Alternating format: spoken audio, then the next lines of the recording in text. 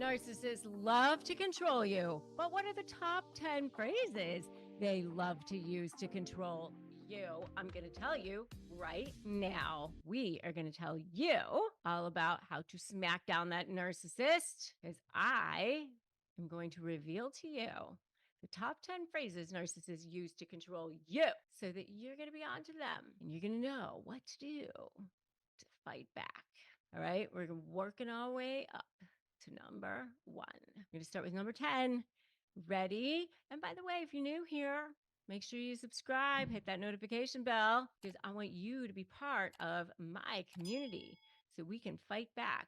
Your support means you have fuel to fight back. I'm arming you with knowledge and strategies every day. Number 1 is you're too sensitive.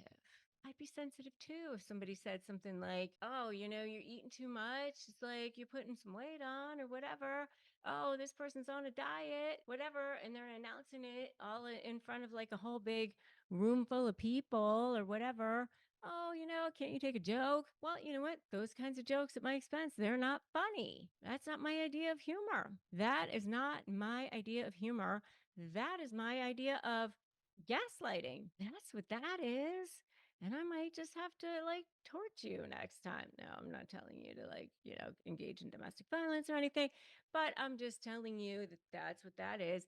That's gaslighting. If you want to know where the term gaslighting came from, it came from a play, later a film, a manipulative tactic that was used in the film by the husband against the wife, where he was trying to make her doubt her reality. He was trying to make her go crazy. And so what he would do is he would blow the gas lights out and she would say, wasn't that just lit? And he would say, no, it wasn't. No, it wasn't. I don't know what you're talking about. He was trying to make her doubt her reality, her perceptions. And so when somebody is saying to you, you're too sensitive, they're trying to make you doubt your perceptions of yourself, your feelings, your emotions, questioning how you feel. If you feel something, you feel something. You can't say, I don't feel that thing. You feel that thing. So you can't say, I'm not feeling that thing. Your emotions are valid. You have every right to feel what you feel, and you have every right to express what you feel. So recognizing gaslighting for what it is really important. And then you can reclaim your truth and set your boundaries to protect your emotional well-being. That's number 1. Number 2 is you're the problem, not me. So blame shifting is really bad, and it's definitely manipulation, and it has a major impact not only on you but also on the relationship. And narcissists excel at projecting and deflecting, especially in personal relationships, but even at work too. Okay, and I would see this often as an attorney when I was employing people. They do this kind of blame shifting in order to project away from their own shortcomings or wrongdoings. If you raise a valid concern about their behavior and they say, you're the problem, not me, it's an insidious tactic to shift the focus away from their actions, leaving you confused and leaving you to doubt yourself, right? And that's not okay. And it's essential that you recognize that you are responsible for your behavior and they're responsible for their behavior, and they have to take responsibility for their own toxic behavior. You have to set boundaries and refuse to let somebody put that on you. It's not okay. You can't take unwarranted blame, and you have to assert your self-worth and protect your own emotional boundaries too. The next one is you're overreacting. They use minimizing tactics to dismiss your valid concerns, especially if they're in an inappropriate relationship. Again, it's like, oh, I saw a text message that looks like they're flirting with somebody at their work or whatever. And what's going on with that? Oh, you're overreacting. You're reading too much into it. Again, you just they're accusing you of being jealous or insecure. They're diverting attention away from their own potentially bad behavior, their own flaws, their own stuff that's going on. And instead of like reassuring you, making you feel better, you have to trust your intuition here and trust in your own self worth and do your own work around this and make sure that they're not just minimizing you, minimizing your feelings, and manipulating you around this. Okay. The next one is I'm only trying to help you.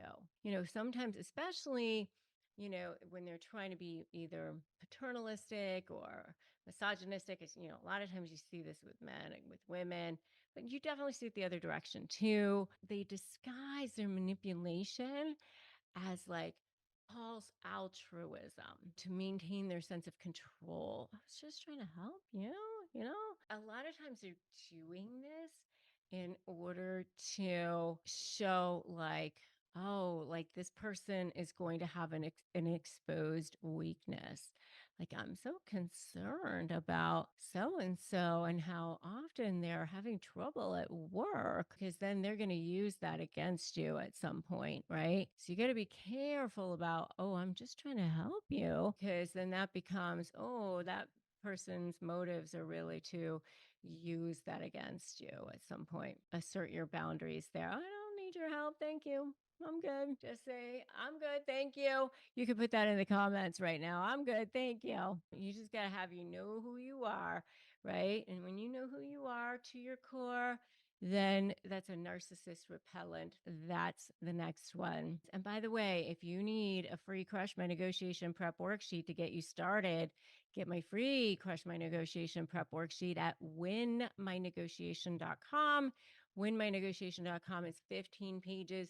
Just helped so many people. It's totally free. So I don't know why you wouldn't get it. Winmynegotiation.com. Get you started.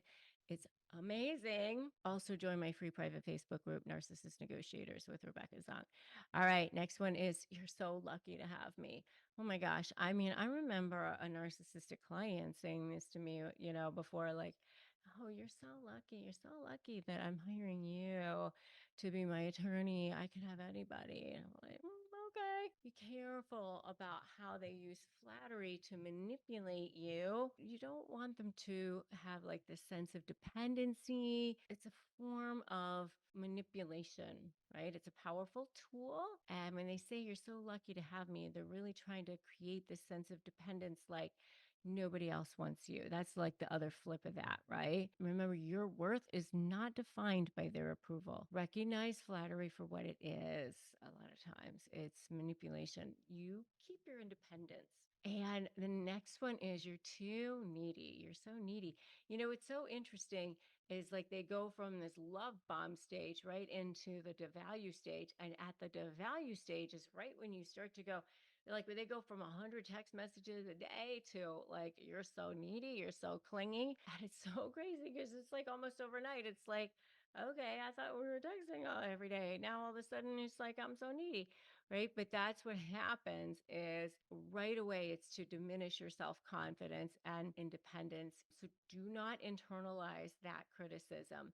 You are valid. You are worthy. You are so worthy of respect and honor and understanding. And so you need to stand firm in your boundaries and do not accept their attempts to undermine your self-worth. The next one is you're imagining things. This is sort of like you're too sensitive, right? You're imagining things, especially if your intuition is telling you something, your gut, the heart is ahead of the brain. That heart is 5 seconds ahead of the brain.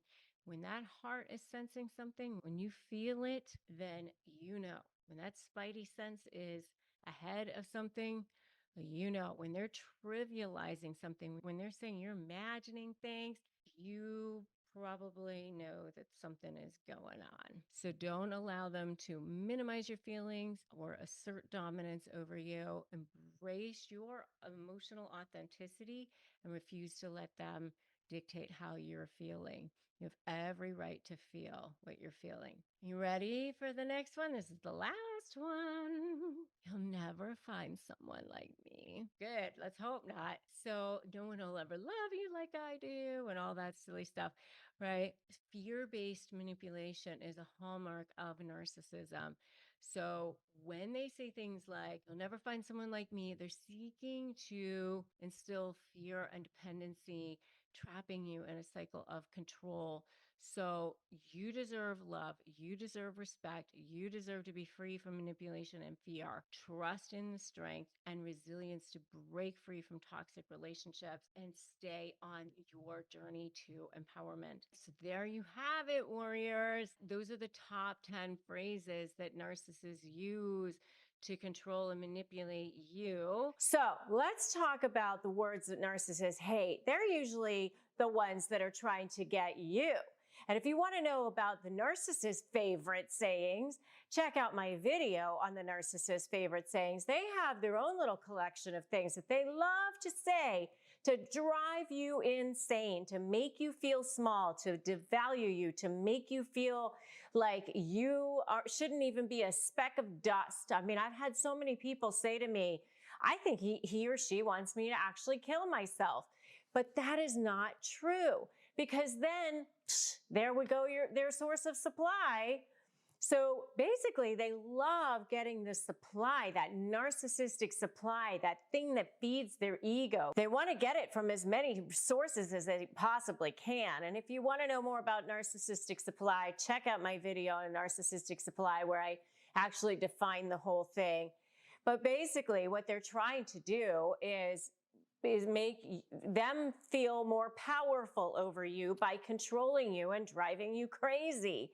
So, you know, they bring you in with love bombing and they get you going and they make you think they're so wonderful and so perfect because they're really, really charismatic and they're terrific at making that you think that they are perfect in some way, whether it's in a business setting or a relationship setting. They come on with this charismatic, I'm so perfect for you way of being, and maybe even offer to do all kinds of things for you. And they might even do one or two things for you in the beginning.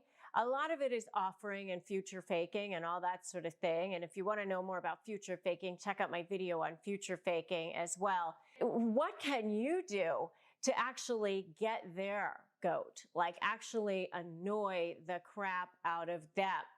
So here are some words that narcissists absolutely hate.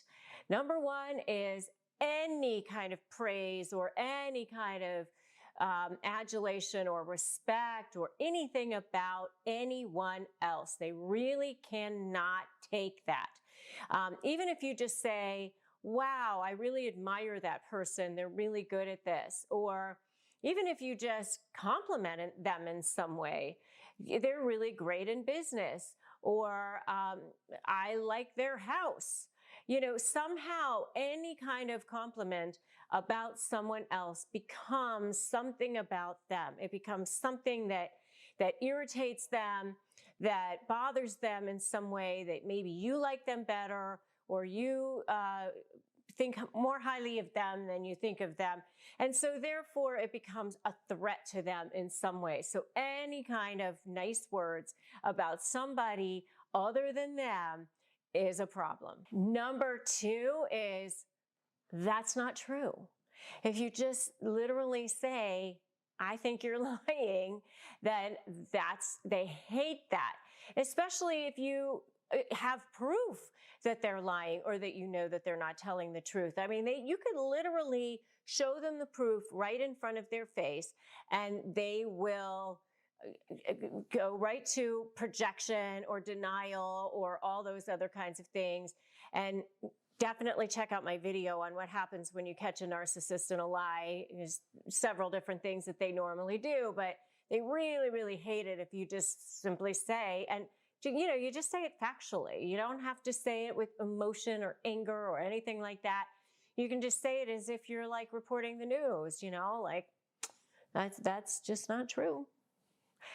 So that's number two. Number three is I will not.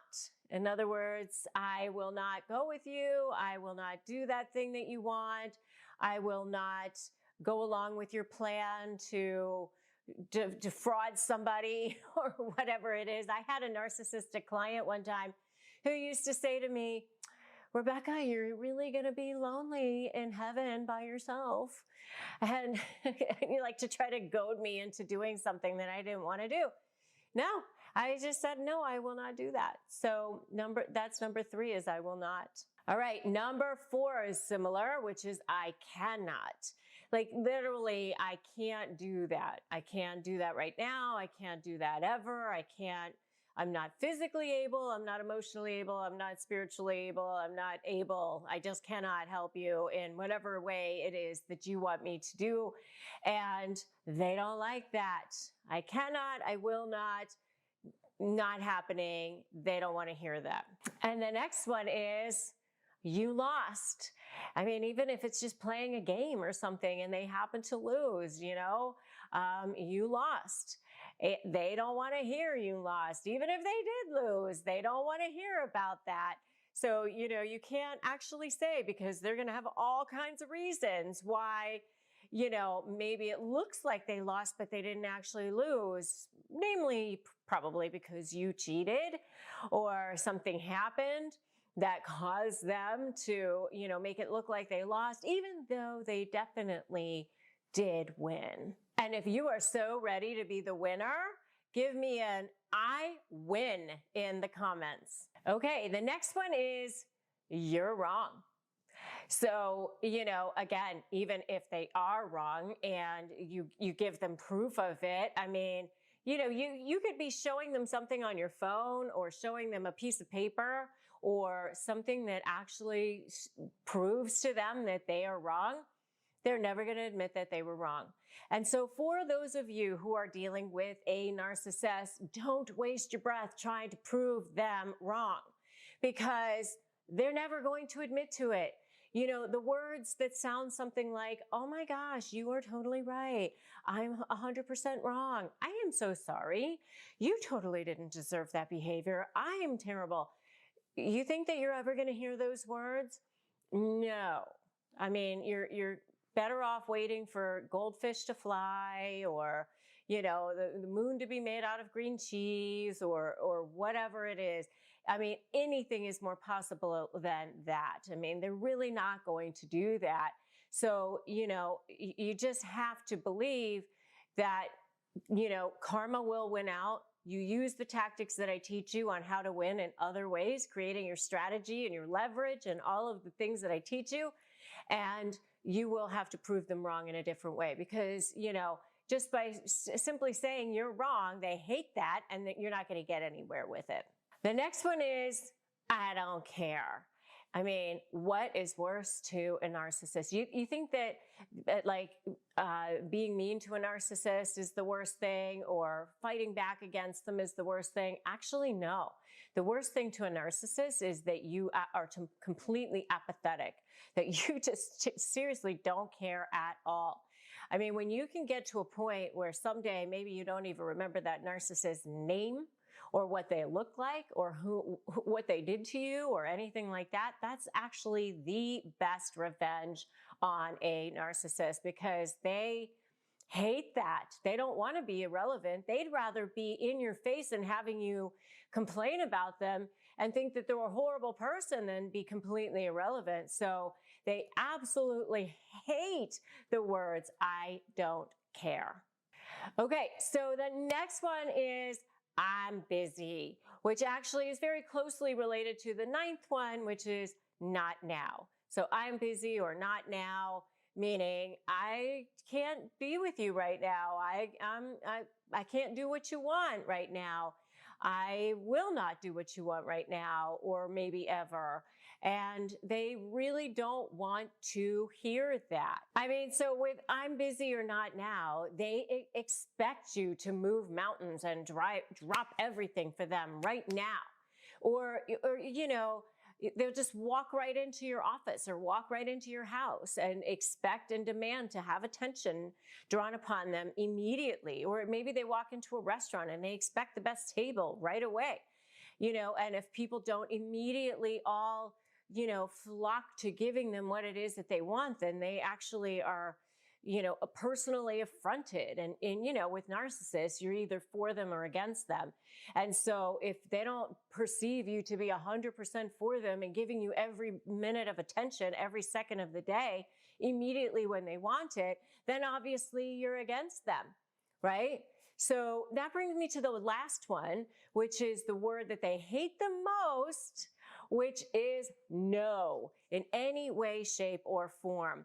Narcissists have no boundaries. They don't think that they should have any boundaries. They feel entitled.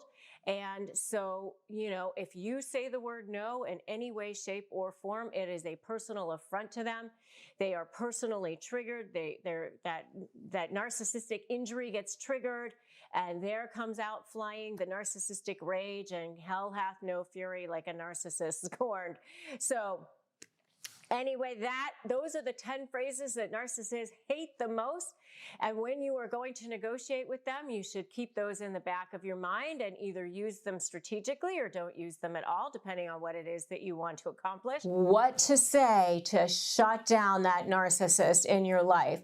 So remember that a narcissist wants to control you. That's how they get their feeling of narcissistic supply. That's what feeds them, is, controlling you, intimidating you, making you feel awful, debasing you, sending you into a panic. And if you want to know how to make a narcissist panic, you should definitely check out my video on how to make a narcissist panic. They want to send you into that state of panic. They want you to be the one who's like on the defensive all the time.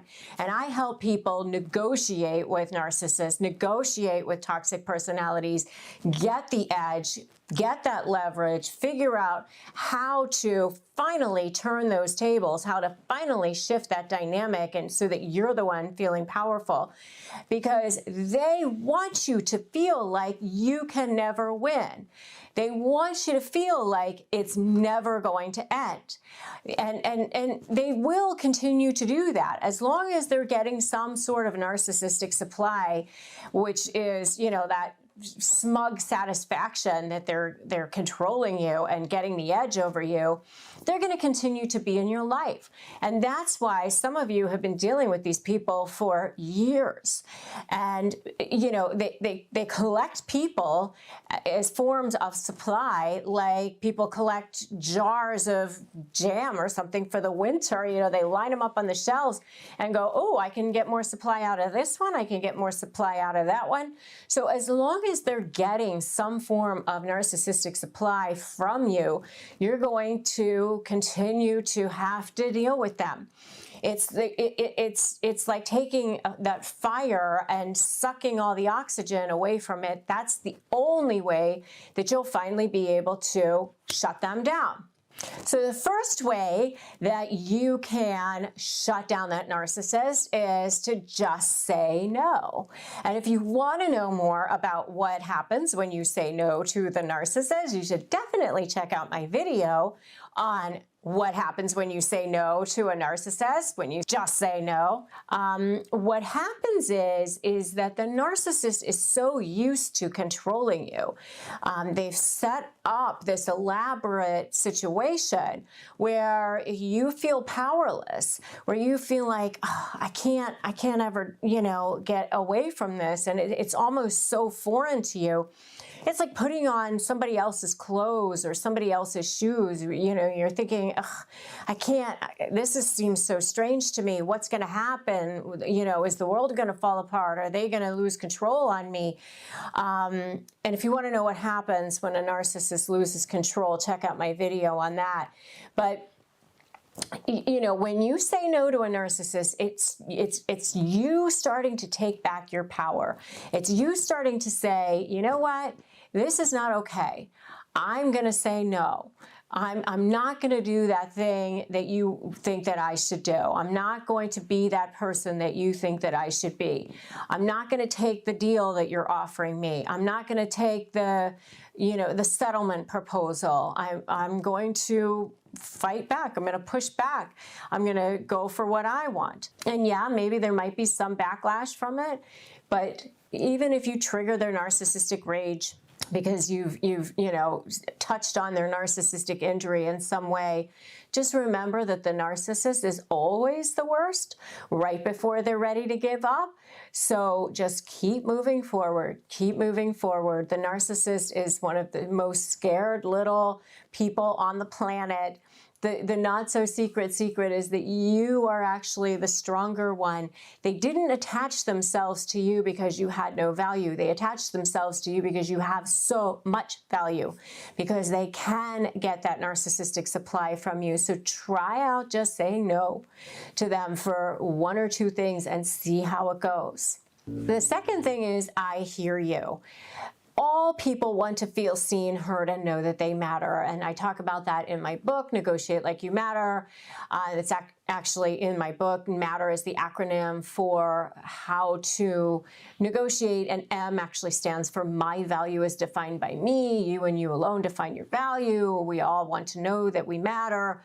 That's all part of being human. And, in some ways we all have like a narcissist in us, but it's not, we don't use that word, because what narcissism really is when it gets to the pathological stage where, they can't see anybody but themselves, and they can't feel anything for anyone but themselves. And so they're just constantly, doing whatever they can to feel that. So if you say, I hear you, it actually kind of softens them a little bit, and they stop like barking right at you and going right after you, because they feel seen, heard, and they know that they matter. Sometimes it's called narcissistic fluffing, where you fluff up their ego a little bit. You can give them a little compliment or something just to get what you want in exchange for something. But just saying, I hear you, that will help to shut them down. The next thing is saying, I trust you, or I trust that. And it's kind of like what I talk about in my book, which is embedded commands, where you're basically kind of telling them how you feel. I trust that you care about the children. I trust that you want a good settlement.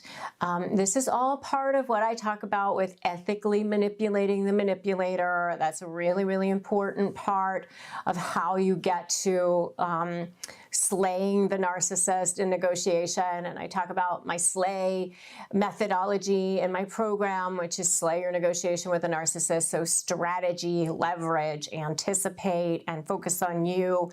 But when you say, I trust you, or I trust that, you're kind of like putting thoughts out there that they can't disagree with. So it helps to shut them down.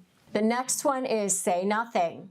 Just continue to look at them. Let them rant, let them rave. Just, put yourself in a situation as if you're watching it in a movie, or you're watching a scene on a stage in a play, or you're watching a 2-year-old have a tantrum on the floor.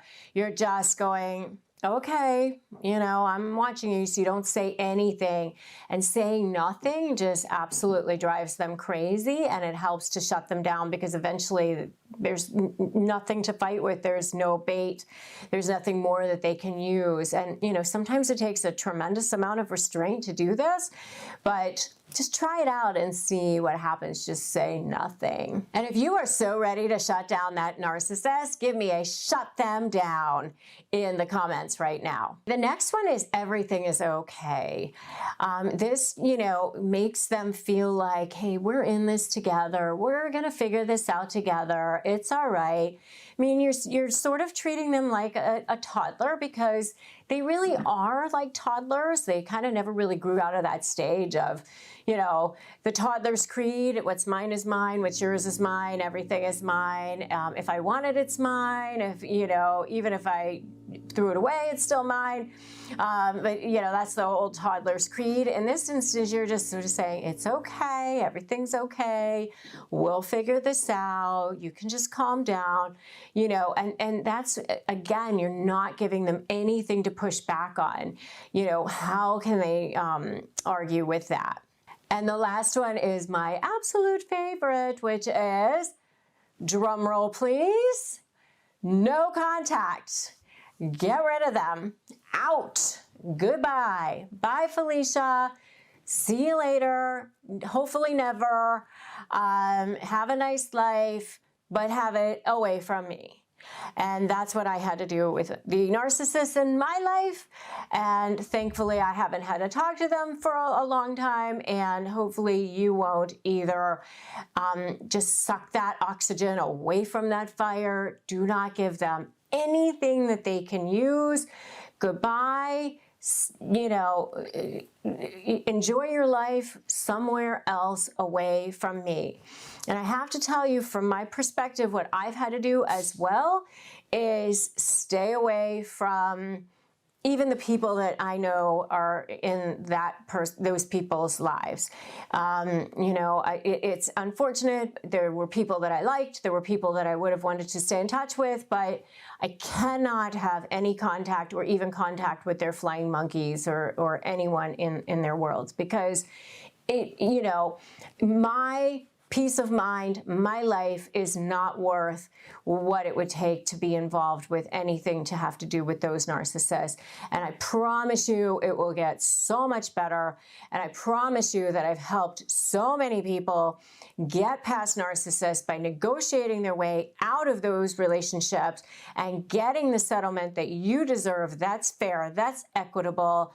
I've been able to turn it around. It's part of karma. It's part of quantum law. You can do this.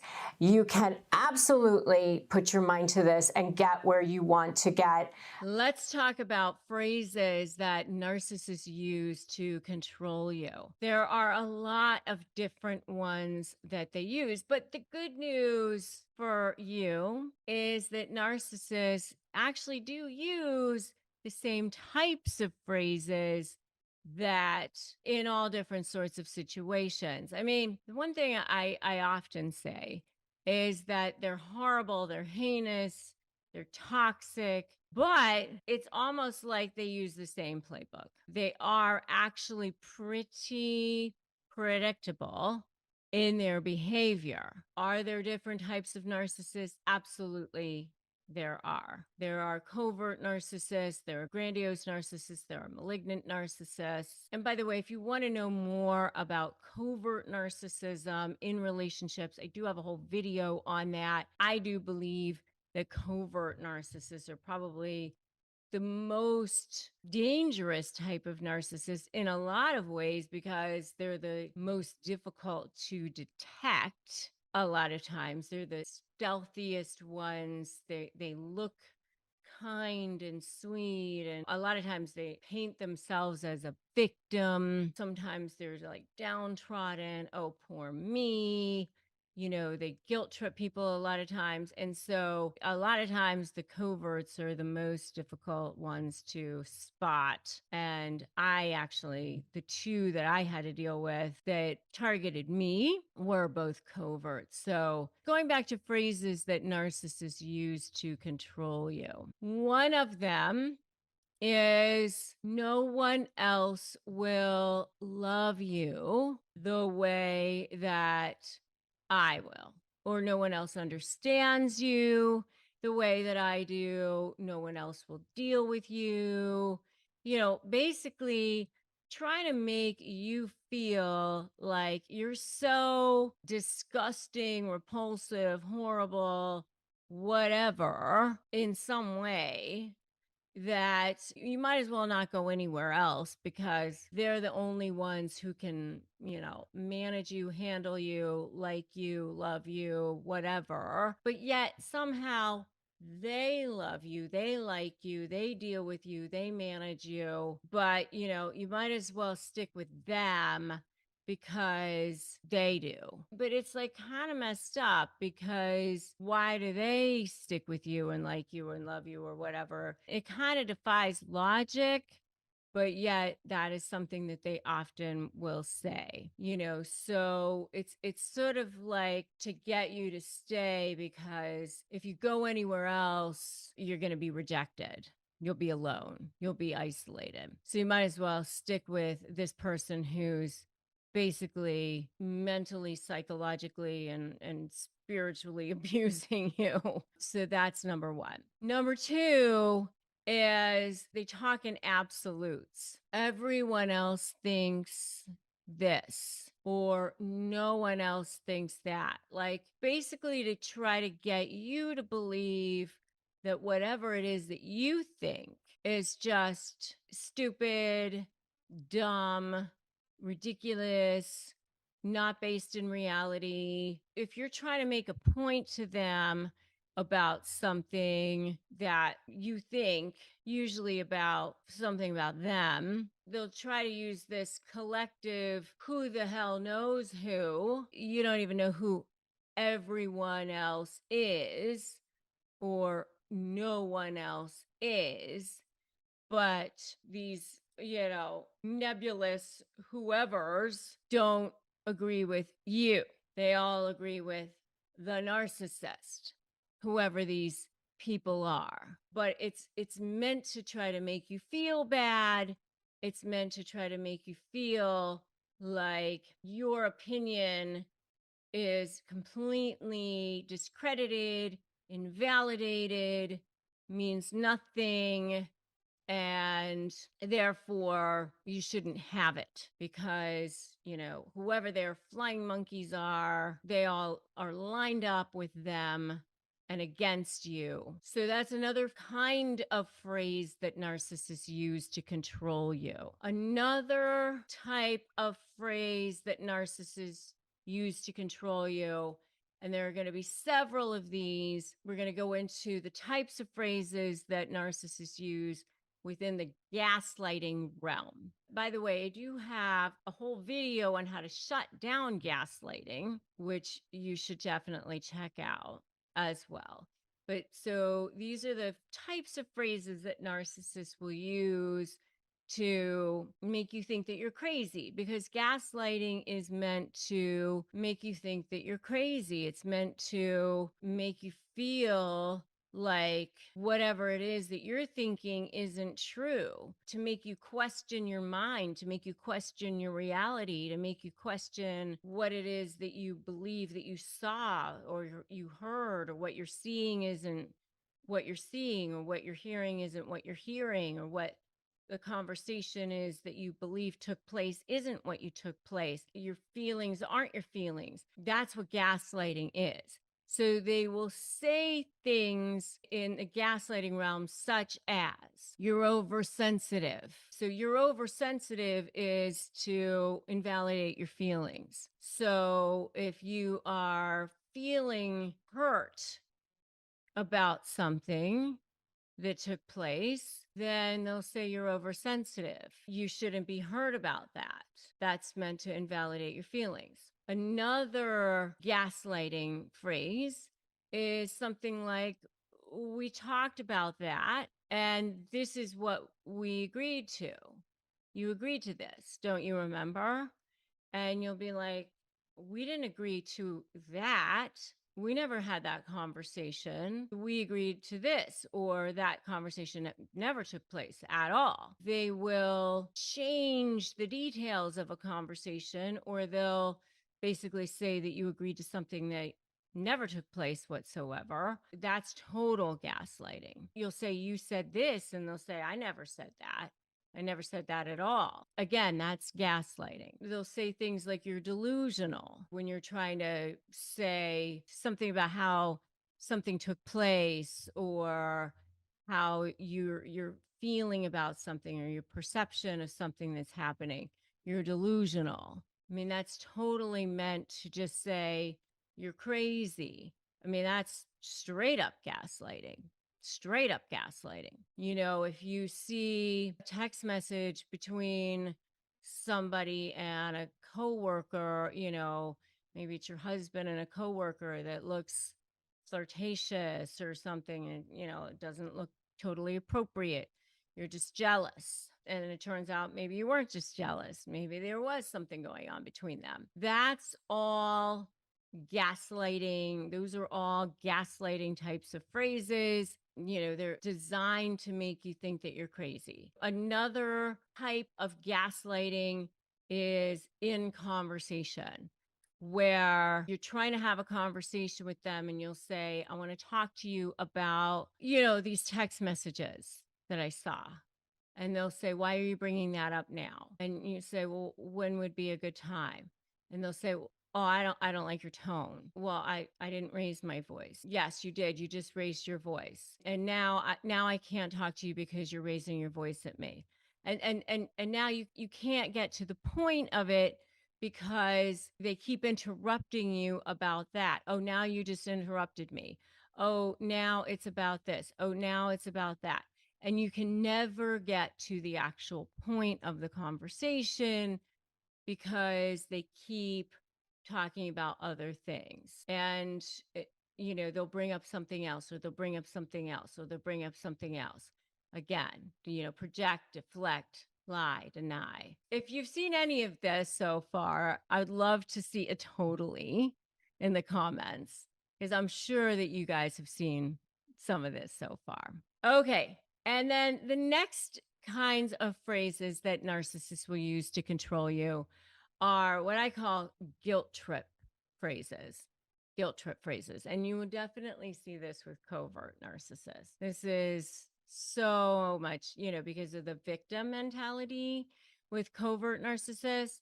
I mean, this is the one thing that you always see with covert narcissists. And I have a whole video on the one thing you always see with covert narcissists. You should definitely check it out. So guilt trip phrases. This is like, especially if you try to leave a covert narcissist, you try to leave a narcissist, they might try to say things like, I would die if you leave, or don't leave the family.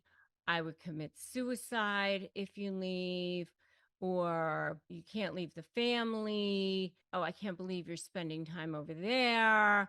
I can't believe you wouldn't be with the family. And so they'll try to guilt trip you, so that you don't do the kinds of things that you want to do. They'll try to make you feel bad about having a life or doing other things or that.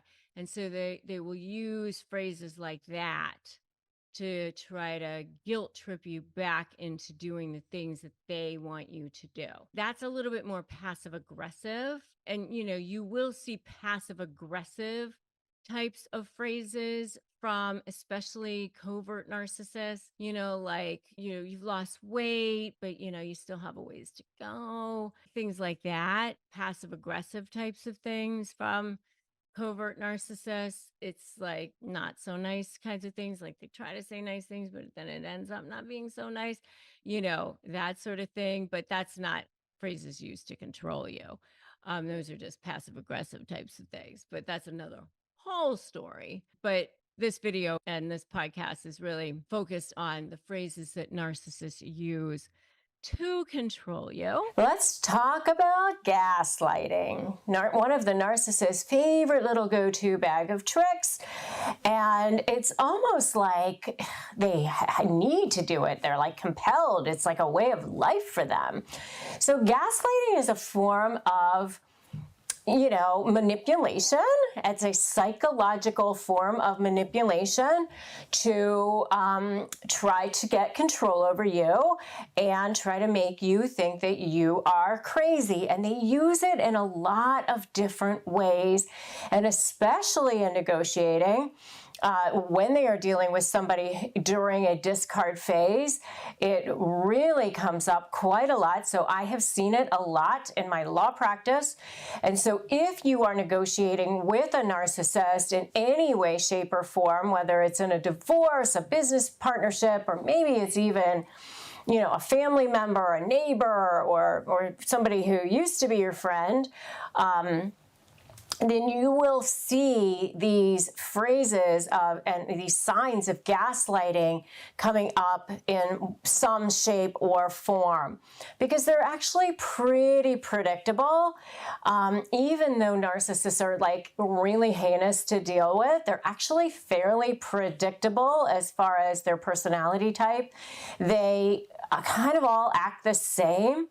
You see it, a lot of people that are in my private Facebook group are talking about it thinking, wow, do they have all the same playbook? I've heard people say that. It's amazing. It's like we're talking about the same person. If you want to know more about the private Facebook group and you want to join us, it's called Narcissist Negotiators with Rebecca Zung. But they have, favorite gaslighting phrases that they use and also tactics that they use. And if you want to know more about gaslighting tactics, you should check out my video on gaslighting tactics, and we'll make sure we drop a link to that below. But on this video, we're going to focus mostly on the types of phrases that they use in order to gaslight you. So if you hear any of these phrases, you're going to know, okay, this person is trying to gaslight me. And if you are the target of gaslighting, you're probably starting to feel anxious, feel traumatized, feel like you're going crazy, like you can't think straight. You start to lose confidence in yourself. You start to think, you just can't do anything right. It spills over into other areas of your life, not just in dealing with that narcissist, but other areas of your life as well. You don't have the confidence to negotiate or do anything that you want to try to do. I mean, it spills over even into other relationships, your personal life, your business life, everything. You just are so anxious. You can't think straight. You feel powerless, paralyzed sometimes, and that's what the result is of constant gaslighting, because that's what they want. They want you to feel that way.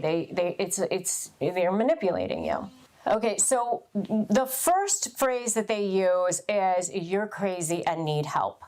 So when you try to bring things up, you try to point something out about the narcissist, you try to say, what you did was wrong. Especially covert narcissists, they do these little passive-aggressive things, and constantly make you feel like you're the one who's crazy when you try to bring it up. And they sometimes the things that they do are so small, so little. I've said this example before, but there was an example of a husband who, used to stop at Starbucks all the time, and he would get out of the car and ask the wife if she wanted anything, and then he would get back in the car and have only his coffee and not what she had asked for, and she'd say, "Oh, what happened to mine? Oh, sorry, I forgot." And, he would just drive away. And, that's the kind of thing, like if you bring it up, it's like, "Oh, you're just so crazy. It was inadvertent. I didn't mean it." And sometimes these things are so small that, it's like you think to yourself, well, am I going to blow up a marriage over this? Or if I tell people, do they think I'm sounding petty? But it's this constant little drip, drip, drip on your forehead, where, you just feel like you're going insane. Or I've heard the term death by 1,000 cuts. That's another way that you can describe it. It's just like little by little, you're just being cut to pieces. So that's the first one. You're crazy and you need help. So nice, very charming, very charming. The second one is, "You're just insecure and jealous." So, this is the one where you found texts on the phone with somebody that they work with and it seems kind of flirtatious, or, you see pictures where someone else is wearing his jacket, or, they seem to be a little too chummy at work and maybe they're talking about stuff that they shouldn't. You're just starting to see these little signs of things that don't seem right. They don't add up. And, you're just insecure and jealous. I actually had a client one time who had followed her husband to a hotel with this other woman. She actually saw them go into the hotel. She even had the credit card receipt that showed that they had gotten a room at the hotel. They were in there for like an hour, and then they came out of the hotel room, and she told me that he said nothing happened in the hotel. They just talked. So, and she was like, wanting to know if she should believe him. And I honestly, I don't have any judgment about that, because you know what? She had probably lived with such gaslighting for so many years that she really didn't know what to believe anymore, even if it's so obvious to the rest of the world. Because, you know, he told her, you're crazy, you're jealous, you're overreacting. And so she was questioning whether or not she really was, because that's gaslighting. It makes you question your own sanity. The next one is, it was just a joke. So they say something like super mean, like, oh, you walk really funny, or the way you chew is weird, or something like that. Oh, I was just joking. It was just, oh, can't you just take a joke? You're so serious. What's wrong with you?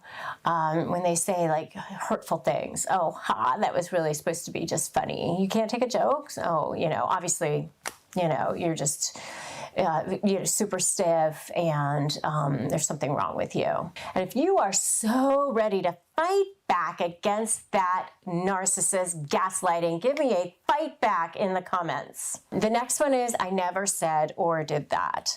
I never said that, I never did that, even though they clearly said or did that. Even if you have proof, even if you have emails, you know, whatever it is, they just changed that. I never said that exactly. I had a client one time who his soon-to-be ex-wife said that, you know, if he didn't do what she said that she wanted him to do, that she was going to contact the authorities. And he wrote back and said something like, you know, there's no reason to threaten that you're going to call the cops. And she wrote back and said, I never said I was calling the cops. I said I would contact the authorities. And so clearly, you know, that's just like changing it. I never said that, even though that's exactly what she said. And she knew that that's what she wanted him to think that she meant. And so she just changed it. You know, so that's a really, really good example of gaslighting. The last one is my favorite, because, you know, when you're dealing with them and negotiating, it's, you know, something you see all the time, which is moving the goalposts. And you see that in negotiation, where they constantly, you know, you're trying to resolve the issue, and, you know, you finally like agree to whatever it is that they are offering. And now all of a sudden, that's no longer on the table. You have to go and renegotiate it again, and they make it your fault that the deal has changed. So now let's talk about triangulation and flying monkeys. If you don't know what a flying monkey is, it is a person that is being used against you by that narcissist. And they may not even know that they're being used as a flying monkey, or sometimes maybe they know that they're being lined up against you, but sometimes they don't even realize that that's what's going on. And if you want to know more about flying monkeys, you should definitely check out my video on flying monkeys. But it comes from the Wizard of Oz, where the Wicked Witch had flying monkeys, and these flying monkeys would kind of do her dirty work and go along with whatever it was that she wanted to do. They were just there kind of hanging out and being used against people, Dorothy, and there was the Tin Man and the Scarecrow and the Lion, to scare them, and also to intimidate. They were kind of scary looking, weird creatures, right? So that's what a flying monkey is. And the triangulation is part of what a narcissist uses to manipulate, punish, and control you. And definitely check out my video on what tactics they use for manipulation and control to learn more about what all of the ones are that they use. But when you're dealing with a narcissist, especially during the discard phase, then flying monkeys are going to start getting lined up. But they start lining up the flying monkeys even while you're in a relationship with them. Both of the narcissists that I had to deal with were doing that. And it was one of those things when it was happening to me that I could feel that these narcissists were talking about me to people they thought would, hurt me, or that it would be especially powerful to have them be against me in some way. And I could feel it, but I didn't know exactly what was going on. I certainly didn't have the terminology of flying monkey or triangulation or even narcissism. I didn't even know that these people were narcissists yet. At that point, I was really more just like, this doesn't feel right. Something's going on here. Something is wrong. I feel like these people don't like me, or they're lining up to be with these people. So I wasn't really sure what was going on. But here's the kind of phrases. There are certain kinds of phrases that the narcissists use in order to triangulate. One of the phrases that they use to you: everyone thinks, everyone else believes that you are an alcoholic. Everyone knows how difficult you are. Everyone knows how great I am. Everyone thinks that I am successful. Everyone else believes that I'm a great dad or a great mom. But you're the only one who doesn't think that. Everyone knows how I've built this business and how great I am to work for. You're the only one who has the problem. So kind of the flip of everyone thinks is you're the only one. And that's one of the ways that they start triangulating. And this is where I say that these are people who aren't, they don't even know that they're being used as flying monkeys. But it's a term meant to gaslight you, trying to make you think that you're crazy, is that everyone thinks you're the only one that thinks that. The second one is always. So they go and they tell people, she always says this about me, or she's always drinking too much. He's always late for picking up the children, always. So they use words like always to make it seem like it's just a constant thing. And, these are things that might have happened once. I mean, there might have been one time where you were late, either to work or to picking up the kids or whatever. And now this person is going to characterize this as this always is happening to other people. They'll say that sort of thing. So basically what's happening when they are trying to triangulate is they are trying to get this person to give them credibility, to give them validity, and also make you feel bad. So it's kind of like a double thing that they get out of this is they get this credibility, which bolsters their ego, which feeds their narcissistic supply. And coupled with it also makes you feel intimidated, makes you feel bad, hurts you in some way, makes you think that you're crazy and you're the only one, or makes you think that all these people are lining up against you and everyone is on their side and not on your side, or especially people that mean something to you. And if you have seen this and you have been a victim of this and you know that this is not okay, give me a not okay in the comments. So the next one that they use is even. And how they use even is like, even the worst person in the world knows that fill in the blank. Even my crazy ex never acted as bad as you. Even your mother doesn't like you. Even the people on the street were looking at you and seeing how unhinged you were. Even the drunkest people at the party saw how your behavior was so bad. Things like that. So even is another way that they start to triangulate. And they might even say it to other people, as they're talking bad about you, even that, the neighbors saw that or heard them screaming or heard him or her doing something or whatever. So these are the types of evens that they'll use to for other people to try to line those people up against you and make you feel like, even the biggest scum of the earth is seeing you and judging you, or is better than you in some way. So the flip side of all of these words can also be used as well. So, every time or always can always be never. And no one thinks instead of everyone thinks. The idea is really just to try to make you feel like you're on an island alone, that no one else thinks the way you think, that everyone else believes that the other person is wonderful. You're never going to get anywhere. You shouldn't even bother to try.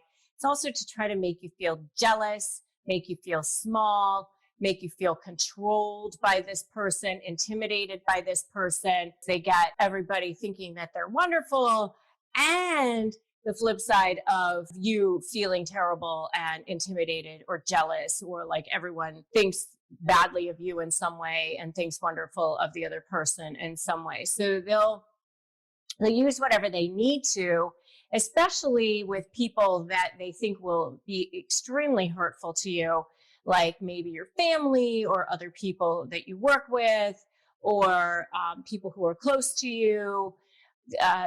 Anybody who they think that they're really really good at finding the weak spots, the people who might fall for what it is that you're going to say.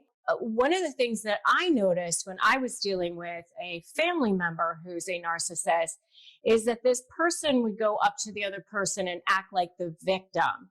Like, oh, I've tried so hard, and, they're just not kind to me. They're not good to me. And then the other person would come back to me and my husband and say, oh, maybe you could try harder, or maybe you could give this person another chance, or, because obviously that person who's now become a flying monkey has no idea what the history of the relationship was, or the kinds of things that had been done. They only know the sad story, the victim story. Covert narcissists are especially great at this. This is why I really just have a massive disdain for covert narcissists. If you want to know more about covert narcissists, check out my video on covert narcissism and relationships. I go into much, much deeper information about that. But they're especially good at playing the victim. And, this person who is much more powerful than me was able to take advantage of me, and it's not fair, and life isn't fair. And so that's another way that narcissists use as a method of triangulation. Okay, so let's talk about those phrases that to shut down narcissists, that silence them and get them to stop with what they're doing with you. All right, so the first one may surprise you actually, and that is, I agree with you. Sometimes you can just say, I agree with you, and you're not actually really even agreeing with them. You can even say things like, I agree that that's what you think. I agree that that's your perception. I agree that that's what you just said. You don't even have to say anything. You're really not even agreeing with anything, but you can just say, I agree with you. And you do have to be careful sometimes if you're going to agree with them. And you could say, yep, I agree. I'm a terrible mother, or I agree, I'm awful in business, or something like that. You just have to be careful that you don't agree with things like that could potentially hurt you down the road. You certainly definitely don't want to agree to any of these things in writing that will, because remember, every writing is a potential trial exhibit. Everything you put your hand to. Just a little side note, little tip there for you. So, just remember that narcissists are using certain phrases to manipulate you all the time And so there's a way that you can kind of ethically manipulate the manipulator by shifting it around. And if you do want to know more about phrases that narcissists use to manipulate you, definitely check out my video on that topic. So, number one is I agree with you. Number two is I'm sorry that that's what you think. You basically, it's sort of the same kind of principle as I agree with you. You're not really saying you're sorry. You're saying, I'm sorry that's what you think. I'm sorry that's what you believe. I'm sorry that we are in this situation. I'm sorry that this happened. I'm sorry that we aren't able to agree on anything. I'm sorry that we seem to be so far apart in our positions. Just both I agree with you and I'm sorry are just sort of ways that kind of disarm them. They're thrown off by that just a little bit, and it also gives them some of that adulation that they desperately need because they're always, on the hunt for that narcissistic supply. So those are the first two. I agree with you and I'm sorry. I'm sorry that's what you think. I'm sorry that we're here. So that's number two. Number three is you have every right to your opinions. Again, you're kind of taking yourself out of this situation. You want to start to get to a place where you're not engaged, where you're not triggered, where you're not emotionally pulled into this thing. Narcissists are trying really hard to trigger you, especially in negotiations, because then they want to try to get you. Negotiating with a narcissist is like getting arrested. Everything you say and do will definitely be used against you. So you want to make sure that you are disengaging and putting yourself in a place where you're just almost kind of observing the situation. And by saying things like you have a right to your opinion, you're almost taking yourself out of the situation and just observing them. So that's number three. Number four is in that same vein as far as the emotional side of things. It's I can see that you are, and then insert whatever it is. You're observing them. I can see that you are angry. I can see that you are frustrated. I can see that you are upset. By doing this, you are actually acknowledging their feelings that which they want. They want to be the center of attention. And it also helps you because you are now starting to disengage. You are observing the situation. And the more you can do that, as I said, the more power you will have. The more emotionally charged you are, the less power you have, the less leverage you have. Remember, you're trying to create leverage in this situation. And if you want to know more about creating leverage in negotiations with narcissists, definitely check out my video on that topic as well. But, sometimes you'll even start to see them break down. You'll start to see them collapse. And, that will actually start to help you. The more you start to silence them, the more you start to shut them down, the less control they'll have and the more mistakes they will actually start to make. Okay. So the next one is if you want to talk now, then I will insist that you are calm and respectful. I mean, that's really, really important that you are setting those boundaries, that you are making sure you're drawing a line in the sand. And by the way, if you are so ready to set boundaries, give me a set boundaries in the comments below. Just write set boundaries so that you can remind yourself that that's what you're starting to do here, that you're starting to disengage. So, you can say, I'm willing to negotiate a contract with you. I'm willing to negotiate this deal with you, but there are certain things that are just not negotiable. And my self-respect, that ain't negotiable. Okay? So set boundaries, right? Okay. Next one is I believe that's how you feel. So again, you're saying I believe you. I believe that's how you feel. I believe that's your perception. I believe that's your position. I believe that that's what you think happened. All of those things are acknowledging what they're saying, but you're not really doing anything. So, but it helps to silence them. It helps to shut them down because they don't know what to do with that. They know what to do with pushing against you because then they can push back and they can manipulate back and they can do underhanded things and That's what they want. They want to drag you down into that mud with them. So the next one is, that's an interesting perspective. You're not saying anything with that other than, I heard that you said words, right? It's like, that's an interesting perspective. Okay, that's what you said. Got it. All right, so that's the next one. And the next one is, this approach or this conversation is not working for me. And so, and I have said that. I mean, I said that to a lawyer one time who wanted me to become a partner in his particular firm. And I was like, listen, I really like you, and I love your practice and your partners or whatever, but this situation is not working for me. This situation is not going to work for me. And, there's really nothing you can say back to that. I mean, you're not accusing the other person of doing anything. You're not saying you are wrong for me. You're saying the situation doesn't work for me. And again, or the approach doesn't work for me, or this conversation is not working for me. Again, keeping your self-respect, your dignity, your self-worth right up here, right at the forefront. Those things are not negotiable. Certain things are negotiable. Those are not negotiable.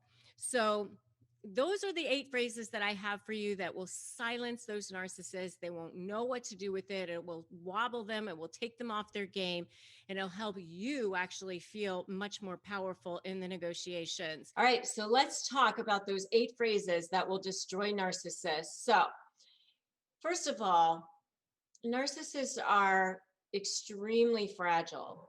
They don't act fragile. I understand that, but they are actually very extremely fragile. In a lot of ways, they're way more scared of you than you are of them. And so, a lot of this, I just want to say at the beginning, you don't want to say these things that are going to and put yourself into a bad position. I don't want you to do anything that's going to put yourself into a position of being potentially afraid, fearful, in fear for your life, in imminent fear of harm in any possible way. So I say all of these things so that you can kind of caution yourself on the best ways to actually phrase something so that you can actually get something that you want out of the situation. Okay, so be very careful when you are saying some of these things. A lot of them I would say don't say. Some of them I would definitely say do say. And I'll kind of like delineate that out as we go forward here. Okay. So the first one is, I know that you are, and then insert like bad thing that they're doing. Like, I know you're lying. I know you're cheating. I know what you're saying isn't true. Anything that exposes them, basically. Like, if you are getting ready to expose a narcissist, you want to be very, very strategic about it. And there are times that you want to do that 100%. And that's going to be part of your leverage and part of an overall strategy that you're creating when you're going to negotiate with them. I am 100% all for ethically manipulating the manipulator and getting them to do something that you want them to do. But you have to be super careful about how and when you are going to present the information. Okay, so the first one is just anything that exposes them. All right, the next one is, I don't remember that.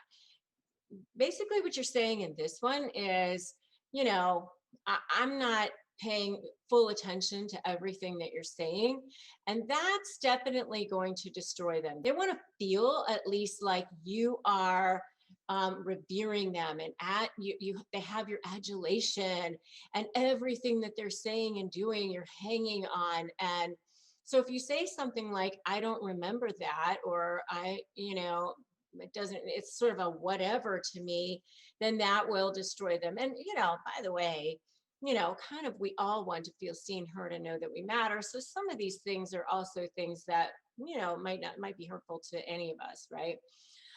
Okay, so the next one is, and this is totally a narcissist thing, and that is I can't right now, or I don't have time for you right now.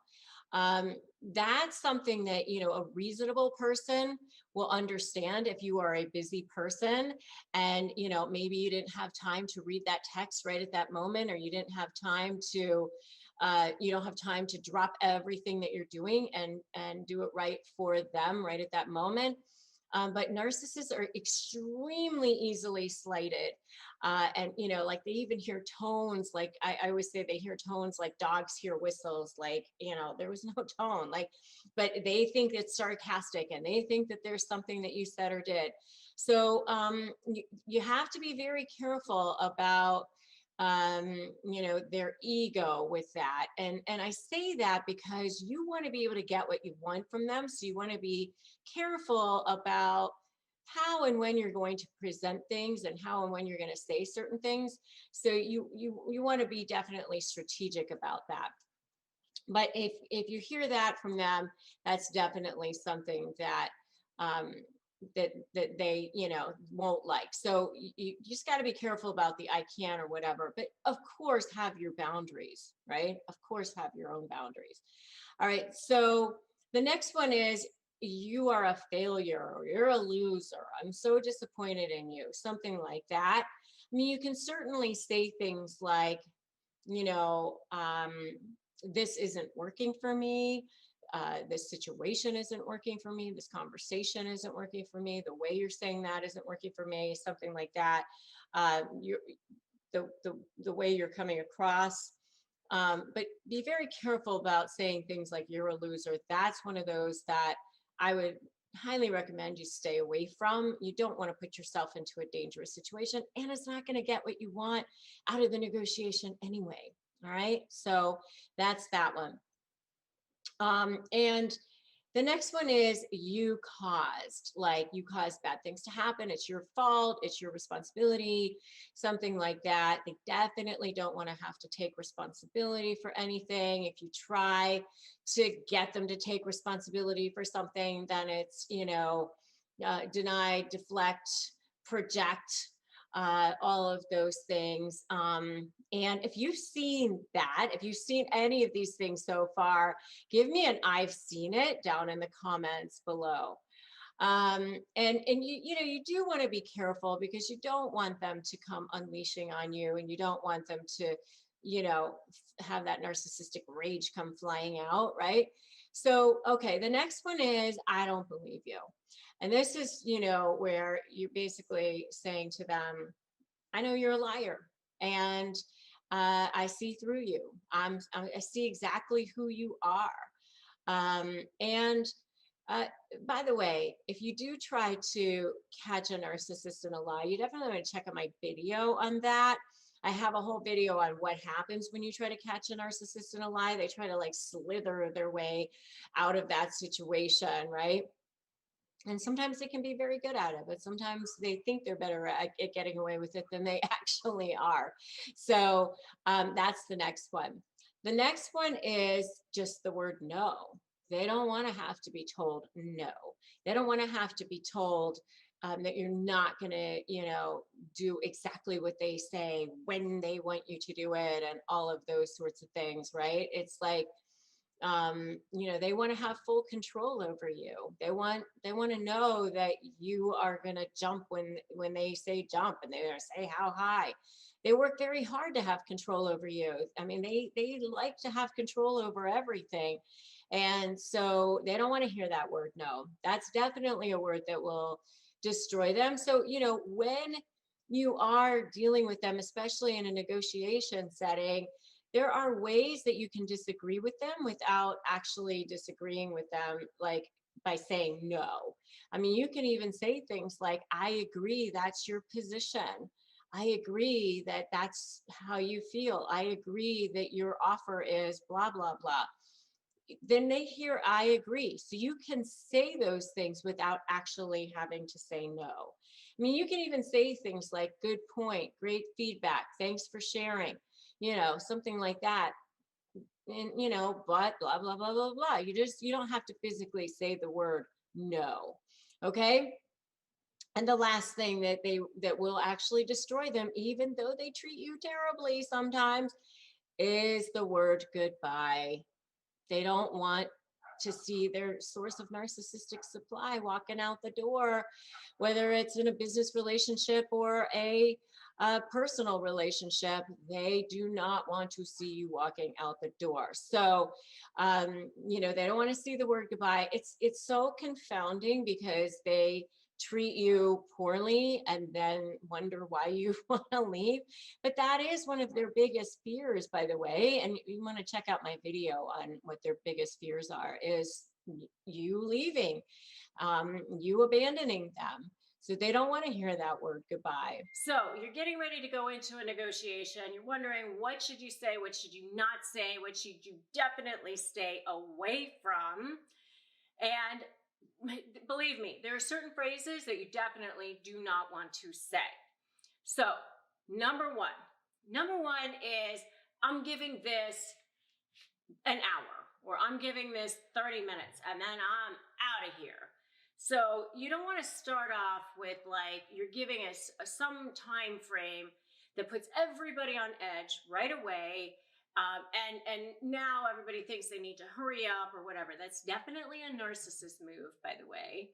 I've seen narcissists do that a lot, where they come in and they start throwing around like, I'm only staying this long, or I'm only staying that long, and that's it. And then I'm out of here. Because they want everybody to be on edge right away. They want everybody to be like scurrying and scrambling and trying to hurry up to try to get things done. And they want to try to control the process. They want people to be afraid, nervous about what's going to happen or whatever. So it is definitely not something that's highly recommended, especially when you want to resolve your issues. And especially if you are dealing with a narcissist, because that's not going to help them. It's not going to help you. It's not going to help them want to work with you. Okay, so don't start off with, I'm only staying for X amount of time. That will definitely put somebody on edge. So, the purpose of these phrases and this video today is to let you know what kinds of things you want to stay away from saying, because you want to try to actually get something done. If you actually want to get somewhere with your negotiation, then you want to try to avoid using these phrases. Okay? So another one that you definitely want to stay away from is something like, this is my final offer. Take it or leave it. This is it.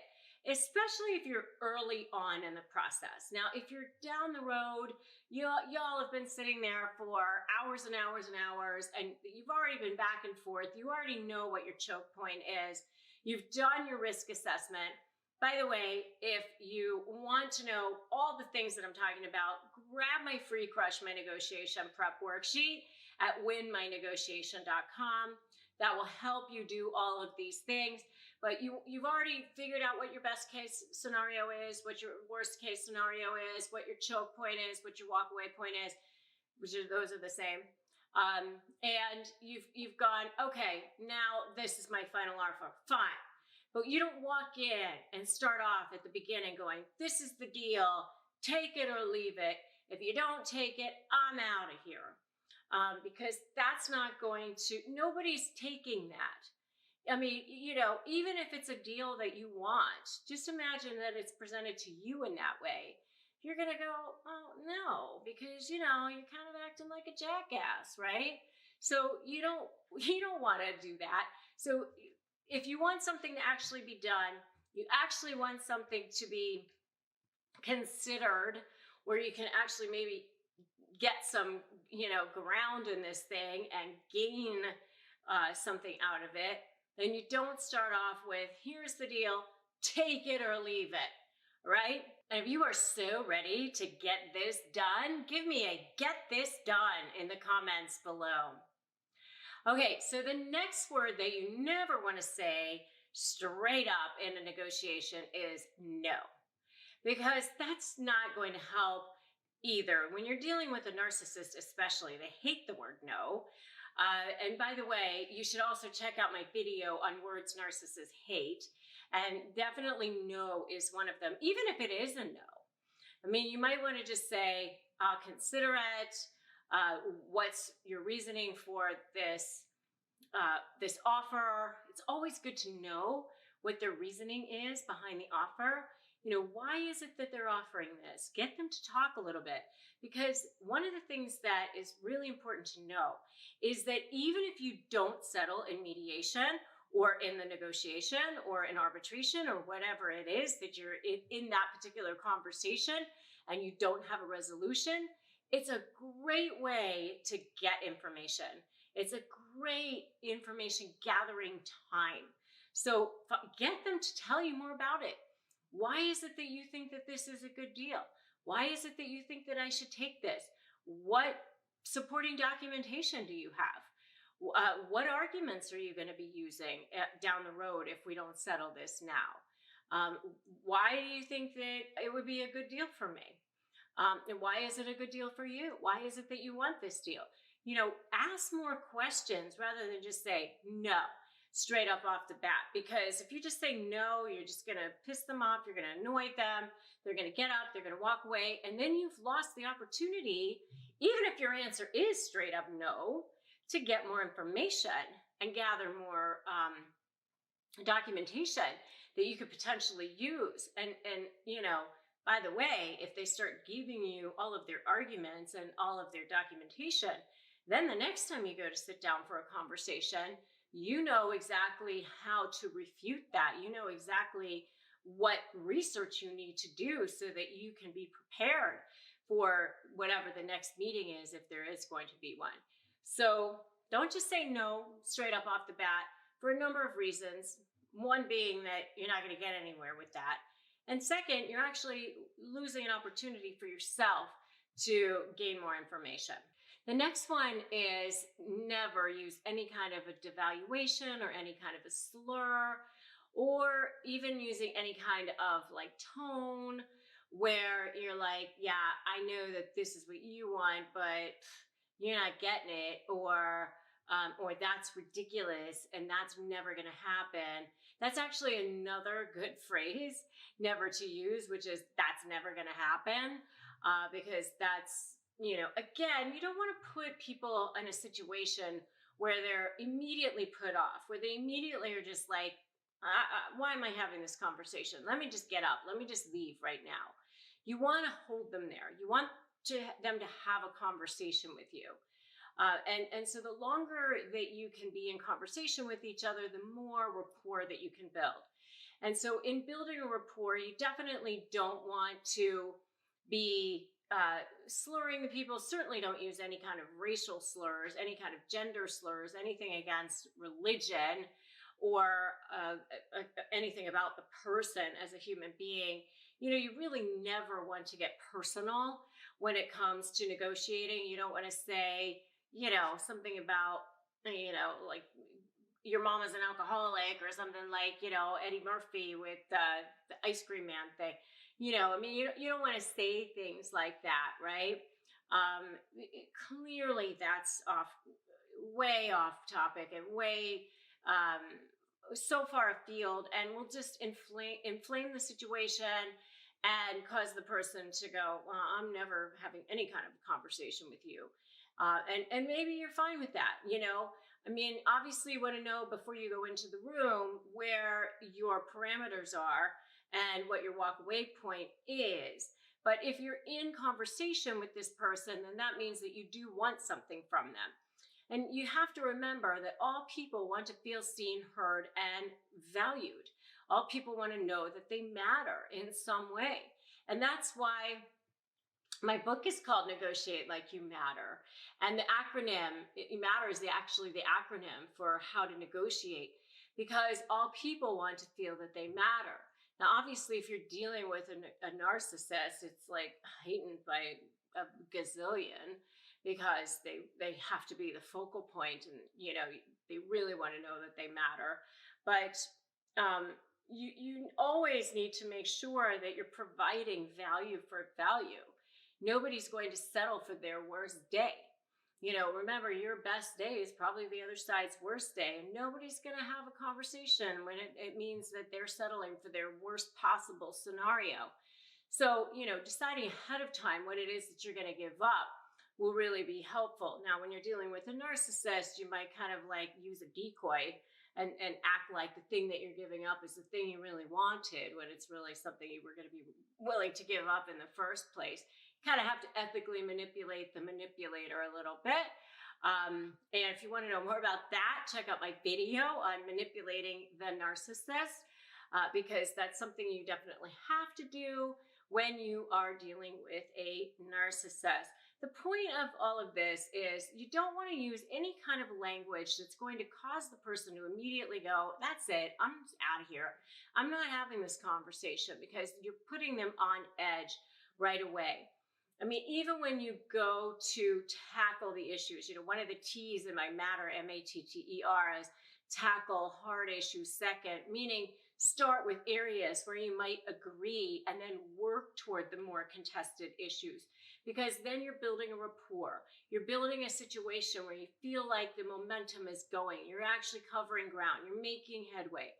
And so any kind of languaging that is going to make the other person feel like they've been insulted, like they're being controlled, like they're not being respected, like they're not being heard, that they don't feel valued, is not going to be helpful to the resolution process. And if resolution and coming to an agreement is what it is that you want, then staying away from those particular words will help you, and it will go a long way.